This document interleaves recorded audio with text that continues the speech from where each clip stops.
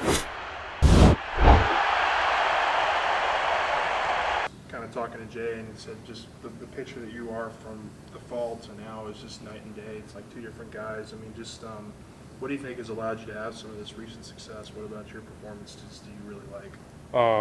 I think him giving me opportunities to throw in high pressure situations has really been able to help me grow. And then I'm doing a little bit something different with my pitches that makes it a little bit harder for people to hit. I mean, I had a little bit of trouble in the fall. A lot of our hitters were bearing up baseballs. So me and JK got together and made a few tiny adjustments, and I think it's been helped me a lot. What were some of those adjustments? Mainly just grips. My fastball was a little bit flatter than it should be, so I changed my grip, and it had a little bit more movement, a little bit more, and kept the velo, so that was good. My understanding is you have this big SEC family. You're playing against your cousin at Mississippi State, and then you'll be playing against your brother at Arkansas. So back-to-back weekends. Can you talk about what that feels like to face a lot of people that you know and are familiar with? I mean, it's really cool. I've been facing my cousin since we were 10 years old, so it'll be really cool to be able to face him at the SEC level. And then I've never actually faced my brother. I've played with him for years, but I think it'll be really cool to finally be able to get in different dugouts, and hopefully we're pitching at the same time at one point this weekend. Jay was talking about this fall, that your fall wasn't great, but he kept seeing that you were throwing strikes, maybe too many strikes. Was that a building block to get to now? Is it, I changed grips, but I'm always going to be throwing strikes around the zone? Oh yeah, I think one of the biggest things for pitchers is throwing strikes. If you throw strikes, you can get outs. If you don't throw strikes, you're going to walk guys, and you're not going to give your defense an opportunity to make plays. And so throwing strikes has really been, even though I was throwing maybe a little bit too many strikes, leaving balls a little too much over the plate, I think being able to throw strikes and then kind of hone it into maybe a specific spot has been good.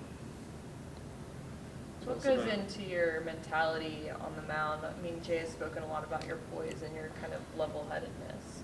I try to make the opponent nameless, faceless. I don't know who they are whenever they're at the plate. I have one job, and that's to throw strikes, get outs. What's about this finance stuff? We hear you're like the team accountant. I don't know. I've always been good at school, and in high school I took an econ class, and that was what I was really good with. It kind of just clicked, and I kind of enjoyed doing it, so I kind of went the finance route. You enjoy finance? Yeah. My dad was a financial advisor, and me and him kind of have the same brain, so yeah. Was it you that said you could do like a Rubik's Cube? Yeah, I heard you could do a Rubik's Cube in a really quick amount of time. What's your record there? 25 seconds. And what made you want to learn that? I had a math teacher in 5th grade who could solve one. And 5th grade, I hurt my elbow, and so I couldn't really throw a baseball or hit for a couple months.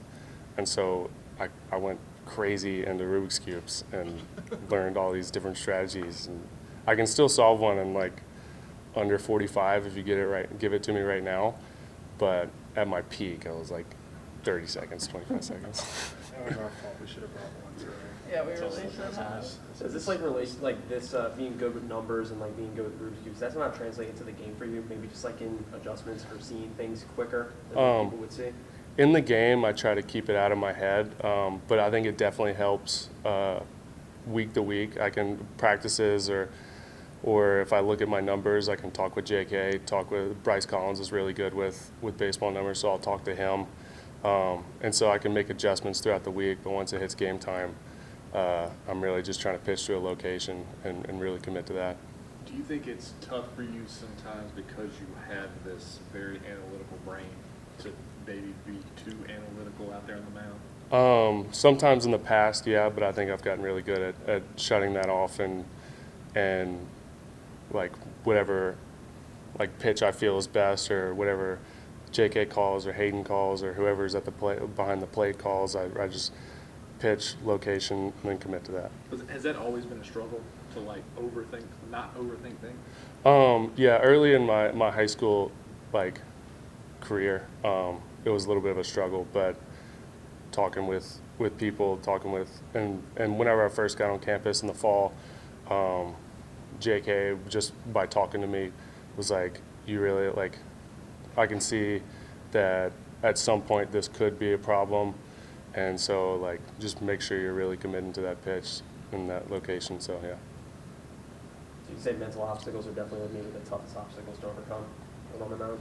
Sometimes, yeah. I feel like that's the case for a lot of people, though. Just varies person to person on what that mental obstacle is, but that's something we've really worked on as a team. Jay's been really good about mental toughness, really growing your middle game and getting better and better, because not a lot of people in baseball in general work on their mental game, and that can be an edge. Do you have any like favorite memories playing with either your cousin or your brother that remind you why you play baseball, or like how they've influenced your career?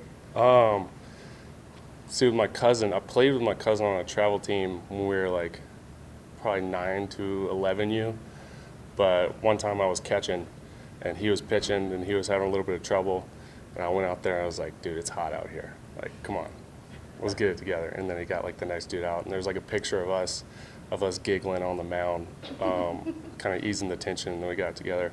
And then my brother's always been like a figure to look up to for me, because I mean, if you look at his outings from his first 3 years, he didn't get many outings, but he continued to work, and now he's finally getting some of the fruits of his labor, and so he's always been someone to kind of look up to. Is this something that you like put on your calendar on the schedule, or you see it and you look forward to it?